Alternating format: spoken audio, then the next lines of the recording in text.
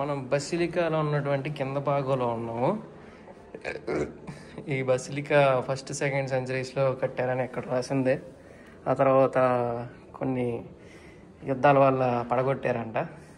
మళ్ళీ 5వ సెంచరీలో యుద్ధం జరిగింది. ఆ తర్వాత మళ్ళీ దీన్ని 9th సెంచరీలో మళ్ళీ బెల్ టవర్ కట్టేటప్పుడు కొన్ని ఎక్స్కర్షన్స్ జరిగినాయి. ఇది బసిలికా స్ట్రక్చర్ అక్వేలియా. ఇది అక్వేలియాలో మనం కింద సైడ్ ఉన్నాం అన్నమాట. బోర్డన్స్లో ఇది లెఫ్ట్ సైడ్ ఉన్నటువంటి నార్త్ సైడ్ ఉన్నటువంటి బసిలికా భాగం కింద. ఇక్కడ చాలా మొసైకిన్లు, అంటే ఈ రాళ్లతో మన కథోలిక చరిత్రలో ఉన్నటువంటి కొన్ని సింబల్స్. ఇక్కడ ఏంటంటే కొన్ని చాలా రకమైన పక్షులు, జంతువులు రాళ్లతో తయారు చేయడం జరిగింది. సింబల్స్ ఇవన్నీ కూడా గార్డెన్ ఆఫ్ హ్యాపీనెస్ అంట, సంతోషకరమైనటువంటి పూలవనం అని. మళ్ళీ ఇలాగా అందంగా తయారు చేసినటువంటి ఈ టవర్ బయట పెద్దగా ఉంటుంది.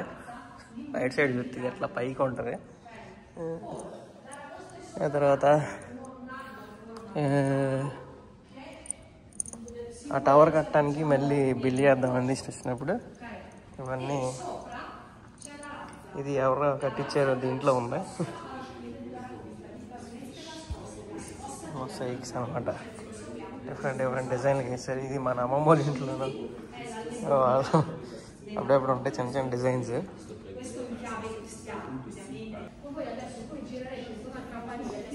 ఇంకా విశేషం ఏంటంటే ఇటు సైడ్ ఉన్న దాంట్లో కూడా మనకి పూజలు పునస్కారాలన్నీ కూడా బిషప్ గారు అప్పట్లో ఇటు సైడే చేసేవాళ్ళు అంట.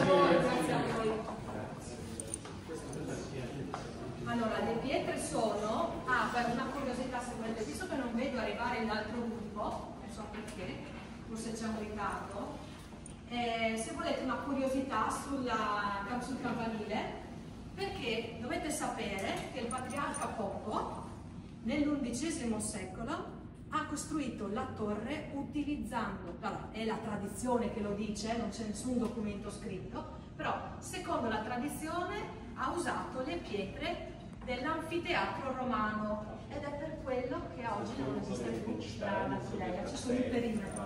Come era grande come quindi è l'arcivescovato di Venezia. Lui è sì, possiamo dire così, sì, proprietario del nostro vescovo. Als Symbol des Lebens und der Auferstehung gilt das Symbol, das er bei der Morgen ankündigt. Also da ist das, was vorher mit dem Bischofsstab und dem Horn. Ecco, ricordatevi di guardare poi la stella di Davide prima.